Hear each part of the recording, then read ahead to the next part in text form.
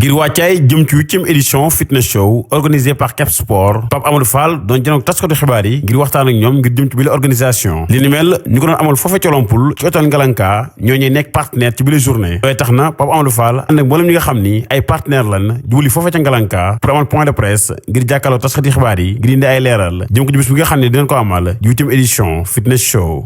Notre salle, c'est un club qui est à l'image des clubs les plus organisés du pays. Et comme toute organisation, notre amicale est venue pour souder les liens de fraternité et d'amitié. te loolu li koy firndeel mooy sunu salle bi di Cap Sport dañu am ci biir benn commission boo xam ne ñu koy tuddee commission sociale am koo xam ne moo ko jiite ñu ciy def benn liggéey bu am solo. bu ñu waxee commission sociale nag ñëpp dañuy xam ni loolu affaire u aide la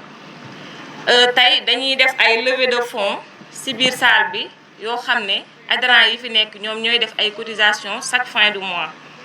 et si levée de fonds yooyu ñuy am nag c'est moo ñuy permettre ñu am des appuis sur les festivités yi nga xam ne moom la ñuy organiser chaque année. tey amuñu ci loolu commission sociale bi day def que bépp adhérent boo xam ne mi ngi ci biir salle bi bépp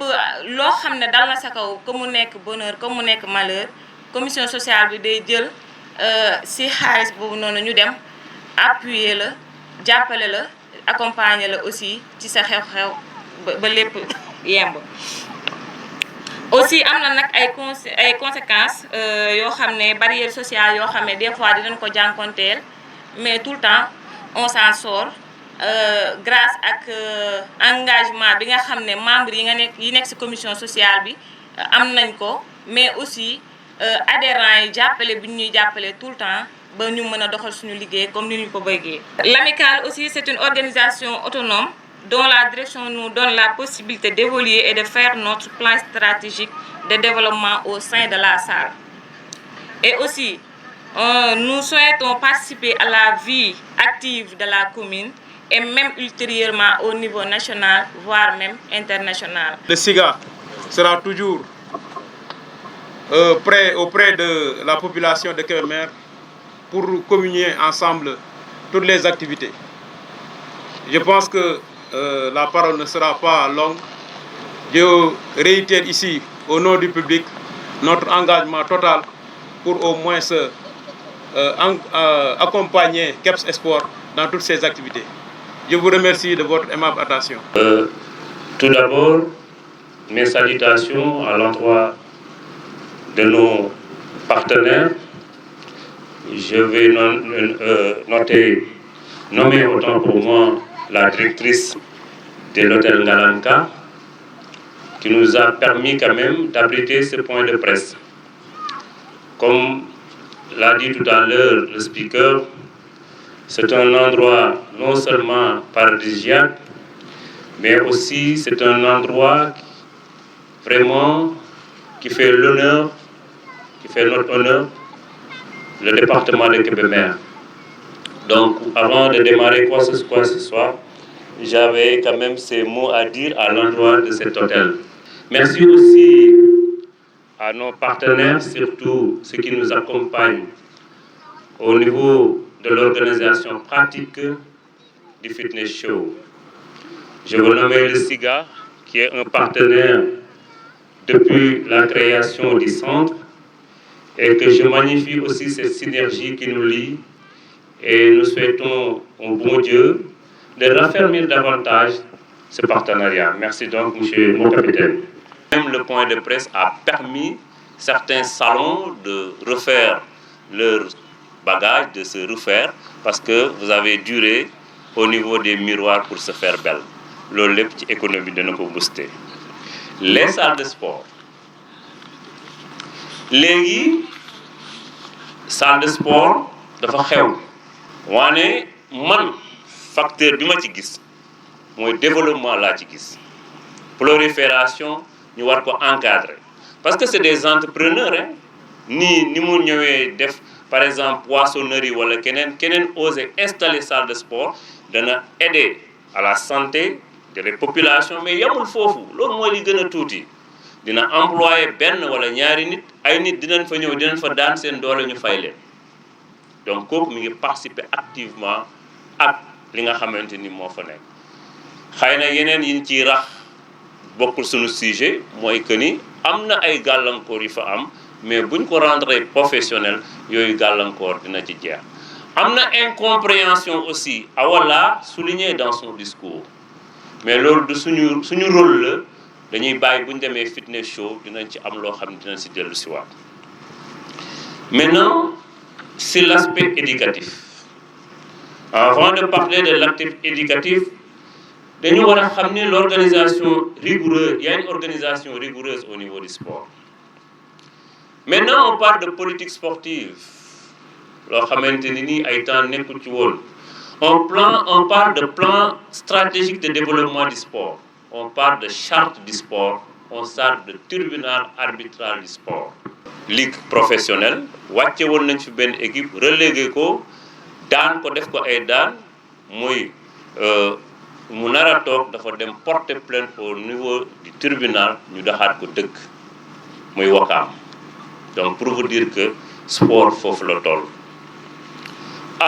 Le sport avec éducation dafa am lu bari lu nit ñi di fàtte dañuy fàtte ni du école yi jël saak gàddu ko dem jàng dem dikk rek du mooy yar loolu aussi il faut que ñu wax ko. Sport bi dafa am lu am solo loo xam ne mi ngi koy jouer ci partition parce que tout simplement le sport au niveau des centres de sport au niveau des clubs professionnels il y a tellement d'interdits et de règles à telle enseigne que un enfant, un jeune qui ne veut pas s'adonner à l'éducation, à son éducation, mën na ñàkk ay valeurs am mën na ñàkk ay chance am. day jariñ ci wàllu yar nit ci développement yor sa bopp ci ki wér te mën a demal sa bopp ci lépp loo xamante ni mën nga koo def te saw yaram attan ko kon dañuy wax ni sport baax na ci yar waaye tamit day indi koom ci réew indi koom googu ci réew moo tax tey jii bariwul luñ koy wax moo tax ñu jël thème boobu indi ko pour wax ni sport nekkul rek fu ñuy dajee di dóor ci bal wala ñuy dóorante ci leneen làmb wala yeneen arts martiaux yi tamit mais dafa nekk lu nga xamante ni dañ koy def pour mën a soqali koom parce que tout simplement boo dee organiser ak activité sportive ñi nga xamante ni ñëpp ñi nga xam ñoo nekk tout autour dañ ci bénéficier wu indirectement ci organisation boobu loolu moo tax mu mën a yëkkati koomu Sénégal oui donc partenaires yi am nañ solo trop ku ne xam nañ ni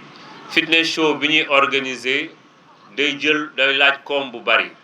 di laaj ressources humaines bu am solo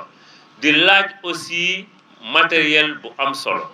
moo tax ñu wut ñoo xamante ñoom la ñuy àndal pour mën a liggéey bi boo xoolee suñuy partenaire muy hôtel Ngalanka joué na partition déjà parce que abrité na point de presse bi dinañ aussi wax ki nga xamante ni mooy Belel Group parce que Belel Group benn entreprise la bu nga xamante ni daf def ci wàllu construction te ku ne xam na ni suñu xel weesu na fee ñu nekk ci Kep Sport suñu xel tey jii buñ ci génne woon li ci nekk dañ naan ma da ngay gént da ngay rêver mais damay ñaan yàlla bàyyi ñu fi ñu dem nànk ànd ak ñooñu yàlla dina def ba centre yi nga xamante ni mooy centre yi gën a kawe ci Sénégal Kep Sport dina fa ak incha allah moo tax ñu lëkkaloog ñoom donc partenaires yooyu la ñu am ku ci mel ni Ngalanka yeneen koy gis ku ci mel ni Belel Group yeneen koy gis ku ci nekk Kër Yaay Khady event shop parce que tout simplement ñooñu dañu doon jàppale ci bañ suñuy taxaw tey tànk taxawul woon ba tey jii mu ñëw donc moo tax ñun aussi bu ñu ñëwaat ànd ak ñoom pour jàppale leen parce que tey jii période boobu nekkoon nañ biir Kébémer am na ñoo xamante ni boo leen laajoon par exemple 10 000 francs sax ni la ma tafal la sama affiche sa entreprise danaa la non am naa ay t-shirt yu ma la mën a may ñoom parce que loolu lañ gëm alors que man boo ma ji joxee t-shirt bi yow yaa ma war a fay. mu nekkoon ndaje mi nga xam ne doon na ko amal di point de presse bi nga xam ni Pape Amadou Fall doon na indi ay leeral jëm ko ci wàllu tàggat yaram waaye mu jox rendez-vous mboolem ñi nga xam ni ñi ngi nekk région de Louga département de Kébémer ngir ñu ñëw participer ci journée bi nga xam ne mi ngi koy amal di fitness show 8e édition au place de l'indépendance bi nga xam ni mi ngi nekk fii ci Kébémer Pape Sow Kajoor Info